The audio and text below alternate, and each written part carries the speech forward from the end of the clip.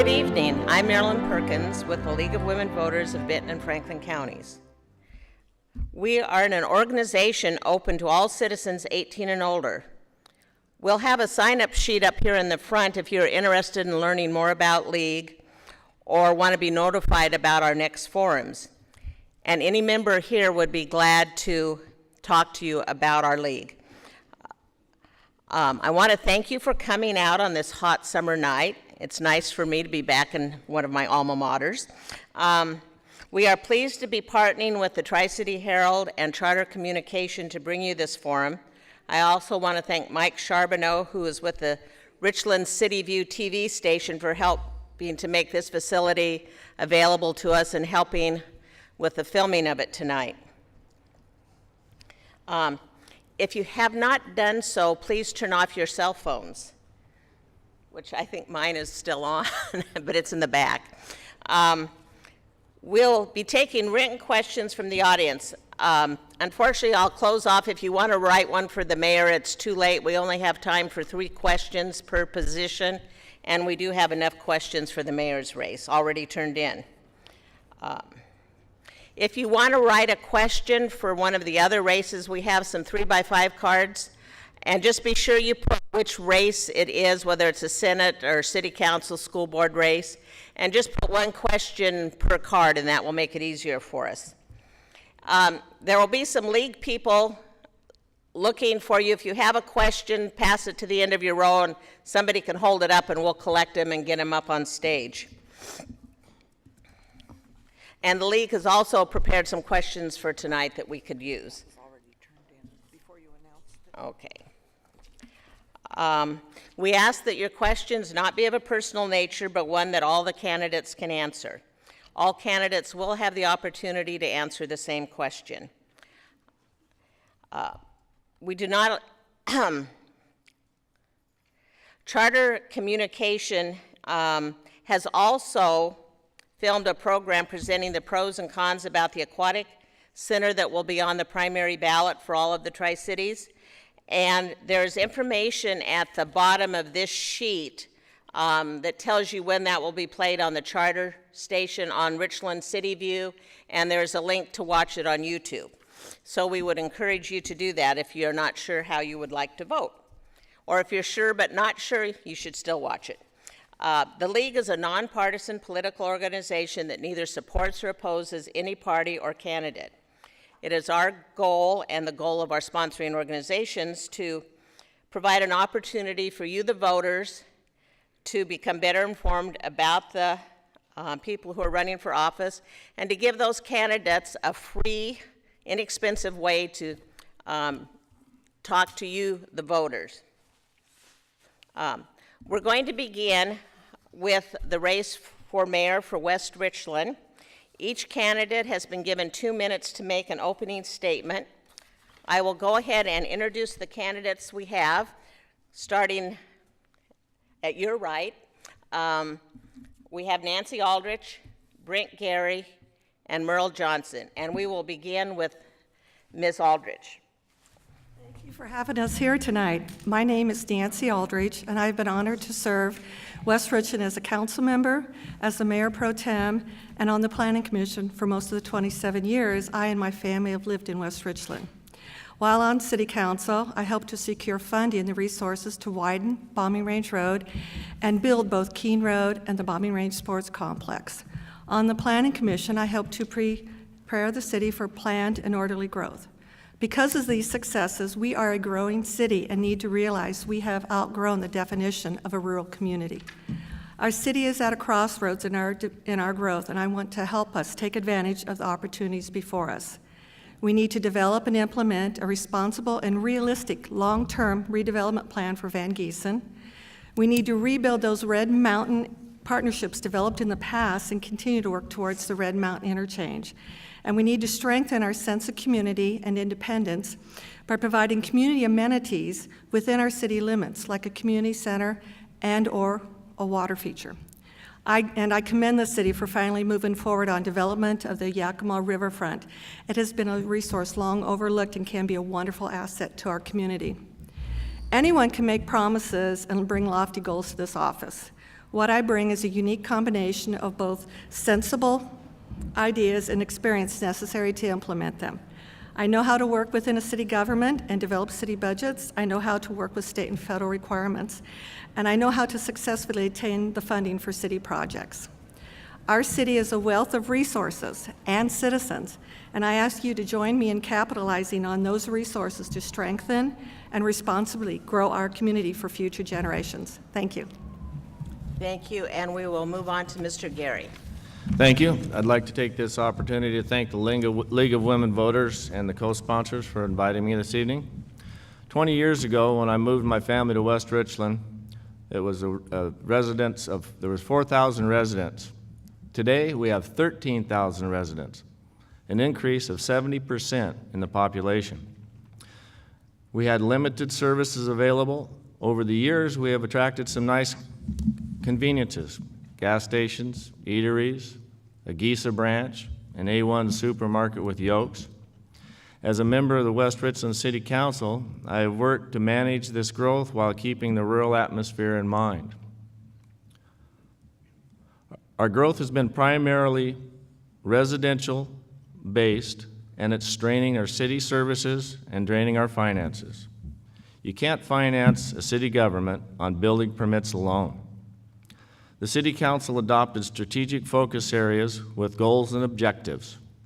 The SFAs, as they are referred to, cover recreational, cultural, and educational, neighborhoods, business districts and parks, health and safety, fiscal accountability, quality infrastructure, and economic development. With the economic development, it will support our SFAs, while other areas of our FSAs are self-supportive. As we grow, it is necessary to build our staff with qualified professional people. This administration and council has been doing that. We have made great strides. Some of the highlights we're proud of is the fiscal accountability requirements of all of our departments, the change of base pay, the change of performance-based pay, both which represent the good stewardship of our citizens' money. As your next mayor, I will continue the direction we are going and take us to the next level. Thank you. Thank you, and finally, we'll hear from Mr. Johnson. Good evening, ladies and gentlemen. It's a pleasure to be in front of you tonight. Mayor is all about leadership. I've spent the last 40-some years of my life in leadership. It started in high school with the varsity club president. In the military, I was a sergeant, tank commander, squad leader. As a farmer, I was elected to the Oceana Soil and Water Conservation Board. And then at a tender age of 26, I ventured into a multi-use facility that took on concerts, softball, in a restaurant. In that endeavor, I was in a community of 800 people, and I was bringing 15,000 people in for concerts. It was a very contentious time in that community, and I learned tremendous amount how to deal with local government, state police, and the citizens surrounding the area. As you can imagine, if you're in a quiet little community and I bring 15,000 people in, it's going to be a little hotted topic. I've also served on many boards. I've been on marketing boards. I was president of Habitat for Humanity. I'm the president of Ignite Youth Mentoring. I was on Boys and Girls Club, and I've been on agricultural boards. And I've enjoyed serving with the citizens of this community on those boards, and it's been a tremendous growing experiences with the challenges that face nonprofits. I was in Leadership Tri-Cities Class 12, and I went on to serve 5 years on the board, and I was the board chair for Class 17. That was a thrilling experience because I learned a tremendous amount about the community as a whole, the businesses, and I helped and molded new leaders that are facing the community. In West Richland, I served on the City Council for 6 years. It is about leadership. I've served in the private sector, I've served in the public sector, the nonprofit world, and the military. I feel I'm very well-rounded to be your next mayor. Thank you. Thank you. We received several questions. We're going to move on to the question and answer period. This time, we'll just hold up the 30-second warning sign. They'll have a minute and a half, which is not very much time, I know, to answer these questions. We received 4 questions, and the league wrote a similar one, addressing the idea of a strong mayor versus a city manager form of government. How will you balance the duty of mayor in consideration with what your jobs are now or what you're doing now? And how well do you think a strong mayor form of government works for West Richland? And we'll begin with Ms. Aldrich. Thank you. A strong mayor form of government is all about accountability. If you don't like the mayor, you vote them out. In a city council manager form of government, you don't vote them out. You wait till their contract runs out because the city manager runs the city. It works very well for West Richland because we are a small community. We know our neighbors, we interact with them. I can have somebody tell me what I'm doing wrong. So in that respect, a mayor-council form of government is best served for West Richland. And keep in mind, in the state of Washington, over 200 of the 290 cities are mayor form of government. It works for us, it works in the state, and I'd like to continue that. Thank you. Thank you. And Mr. Gerry? Thank you. The strong mayor form of government has its positives and its negatives. One of the negatives being, if you look at our city today, we've been there for 50 years, and we seem to move a little bit at a time. But once we get going in a direction that seems to be the right direction, all of a sudden we have a new administration comes in, and that particular mayor may have a different vision of the way he or she would want to take the city. Therefore, it would derail, or does and has in the past derailed directions in which the city's going. So unfortunately, the progress is never made. Now, one of the things that I have to bring to the table as the mayor, I'm self-employed. My management staff runs my daily operations. I'm a mile and a half away from the city offices, and I would set up a satellite office in my office, as well as the office I would have at the city. I would continue the full-time mayorship as Mayor Noski has done, and also that would continue the $150,000 to $180,000 annually savings to the citizens that they would be paying for a city administrator. Thank you. Okay. The yellow sign is 30 seconds in case you weren't aware, and then the red one is stop. And you, for your information and the audiences, you don't have to just stop, but try and finish your sentence and be done. I was done, so I must have been right on the money. That's fine. I just wanted to make sure everybody understood that. Okay, and we'll let Mr. Johnson be the last answer for this question. Okay, well, over the last 12 years that I've paid attention to city government, we've had 3 different mayors and 3 totally different agendas. And when you have 3 totally different agendas, you spend money in directions. And each one of them went in a different direction. Now, you know, West Richland doesn't have a huge tax base, doesn't have a lot of money, so every time a mayor comes in and changes direction, it's a very expensive process for the citizens. And there's 3 different people sitting here that have 3 different agendas. So I am very much in favor of changing strong mayor government, form of government, to a managerial system, because you'll get a professional person in there who will be there consistently, unless you want to vote or kick them out, buy out their contract. But it will give you consistency. You'll know who they are. You'll know where they stand. And then the council, which is the legislative branch and runs the budget, will be able to do that with great information from a person who has been trained, who's been in that situation, and who can continue the continuity. Thank you very much. Thank you. Our second question has also gotten a lot of publicity recently, at least in the paper, and that deals with access to the Yakima River, for recreational use especially. And there has been a problem with residential owners being negatively impacted by the number of cars and people accessing the river close to their homes. What ideas do you have to make better access to the river within West Richland? And how would you mitigate the impact on the surrounding area? And we're going to begin with Mr. Gerry. Thank you. The particular problem that everybody has right now with access in our riverfront is the city has no property that is theirs to be able to put a landing or an access. It's all private property. So what I would suggest that we would do is to find an area that would be suitable for the impact, which is quite high if you ever go and look at all of the cars that are at the Twin Bridges, at the Butte Court. It would be a large quantity of people during the peak season. But besides river access, I believe we would also need some type of a boat launch facility. Keeping in mind when you're dealing with the Corps of Engineers, fisheries, all of these things can be a very lengthy and expensive process. We've in our park plan that we adopted, parks are an important part, and enhancing parks is an area that we could enhance a park-type setting at the waterfront area. If you read in the paper on Monday with the grants that were available for the shoreline management and the funding of parks, we could take advantage of those funds and use those funds that are leveraged to better the access for our citizens.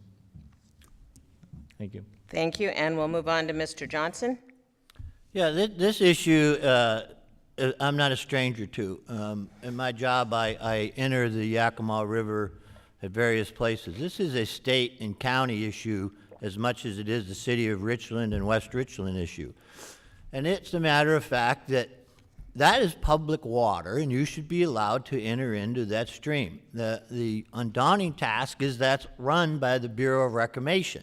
So it's no more than an irrigation ditch 9 months out of the year. Having said that, there are several spots. Some Tapteel Foundation has a couple. Fish and Wildlife has put a few in.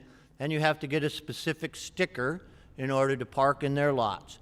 So it's more of an issue of government not allowing us as citizens to partake in rivers that we would like to enjoy. So it's not necessarily just a West Richland issue. It's a larger issue than just our town. I mean, you can go from Prosser all the way to the mouth of the river, and it's very difficult to get in. So I say that we need to form a coalition with the entities that are involved, state, local, federal, Tapteel, and then sit down and really have a serious talk and try to work out a shuttle system of some sort to get in these small little entrances to the river. Thank you. Okay, thank you. And finally, we'll end up with Ms. Aldrich. Thank you. The great part about this rafting that's going on the Yakima River means that the Yakima River is now clean. It hasn't always been that way in the past, and all our citizens in Richland and every other area are now taking advantage of that. The problem is as Mr. Gerry says, West Richland has no property along the river to allow access. However, there is an owner along the river who's more than willing to work with the city to provide land to develop a park and access to the river. And that's the great part. The city received over a $2 million grant, there's match involved, to develop this park. Now the daunting task is to not impact the neighborhood because it's going to be a neighborhood park where people can go, park, bring their rafts in, and then go down to the river. But I'm fairly certain that as the mayor, we can put restrictions on the use of that park. Every park you see around here has time restrictions. And I believe that because there's now an access in West Richland, people will take care of it. Thank you. Thank you. The last question that we have time for deals a little bit with economic development, and I'll combine a couple questions. The Queensgate area in Richland has seen tremendous commercial growth in the last few years, and it continues to attract new businesses. How do you think West Richland can attract new businesses considering the proximity of the Queensgate area? And do you support the current proposed location for Ace Hardware? And we're going to begin with Mr. Johnson. Well, up there at Queensgate, that orchard that everybody thinks is going to be there forever is owned by the DNR. That's a 5-year lease is left. As soon as that's done, that's going to open up to commercial. So there's already another 100 acres up there. So they're looking at about 500 and some acres yet to develop on the border of West Richland. That is very tough competition for a little community of of 13,000 compared to visitors of 50,000. So yeah, it's going to be difficult. The city of West Richland has approximately 100 acres of commercial property sparkled throughout the city that is ready and willing and ready to go, has power, water, sewer, and is zoned commercial. To put a commercial endeavor on Austin Drive, which is was zoned low-density residential in a beautiful, quiet little neighborhood, to me is appalling, because we have all of this land ready to go, and to force an issue, change roads, congest a already congested area, just makes absolutely no sense to me. And I feel for the citizens that live on Austin Drive who never saw this coming after turning this down twice previously, and I voted against it twice for the exact reasons I've just said. Thank you. Thank you, and we'll move on to Ms. Aldrich. West Richland is never going to have a big box store with the development on Queensgate. It's just not going to happen. The demographics, they've actually been told by big box stores that we're not going to come to West Richland. You don't have the population. With that said, the Red Mountain Interchange does have affords the opportunity for West Richland to develop a similar Queensgate for us. Funding for the Red Mountain Interchange is all tied up in the legislature and the feds, and when it's going to happen, I can't tell you. But we continue to need to work towards that Red Mountain Interchange. On the Austin Drive issue, I was on the Planning Commission that made the motion to deny the rezone of Austin Drive for an Ace Hardware. The reason I did is that we had citizens from Austin show up, which is very, very rare, and give their opinion against it. Not one person spoke for it, except for the owner of the two properties. The city did not give us a transportation plan to show that it would mitigate traffic. I want a nice hardware in town, but I don't believe it's appropriate at Austin Drive. Thank you. Thank you, and Mr. Gerry. Thank you. The commercial development is a real challenge that we have because we don't have the car count that the other cities do. We don't have a freeway access like the other cities do. You have to go through the back door to get to our city. As Nancy said, the I-82 interchange, thanks to Leo Bowman and all of our people that have worked hard on that's closer than it was many years ago, and I think it's going to happen here in the near future. So said that, with the Port of Kennewick being our partner, we need to concentrate very hard on our racetrack area for our wine industry that the Red Mountain AVA has, the Red Mountain Center, which is commercial, the Belmont property as well. It'll take us a long time to get our entrance of our city, the Yakima River Gateway, sorted out, but things come slow. It took 50 years to get it where it's at. As far as the Ace Hardware on the corner, 2 different times that corner had been brought before the Planning Commission for approval of commercial. It was wide range area that was approved for the commercial, and being that it was the neighborhoods and the cities, the citizens' properties that they wanted to put in at that time, council voted no on it. But this particular time, it was a comp plan amendment. It was not a spot zone, and it is not affecting their residency. It's going to provide them and the city a needed income tax base. And the mitigation will be done with redirection of the roadways as well as bufferings between the 2 properties. Thank you. Thank you. That's all the time we have for questions. I'm sorry we're under a kind of a tight time frame tonight, but I really am impressed with the number of citizens out here tonight. This is one of the best turnouts we've had in many a year, so I guess that speaks well to the interest in this race, and hopefully it will be reflected when they count the ballots. Usually the primary does not have a very good percentage return of ballots, and hopefully this year will be different. We're going to proceed with the closing statements. They only have 1 minute. Mr. Gerry gets to go first this time, so you get to hear from him right away.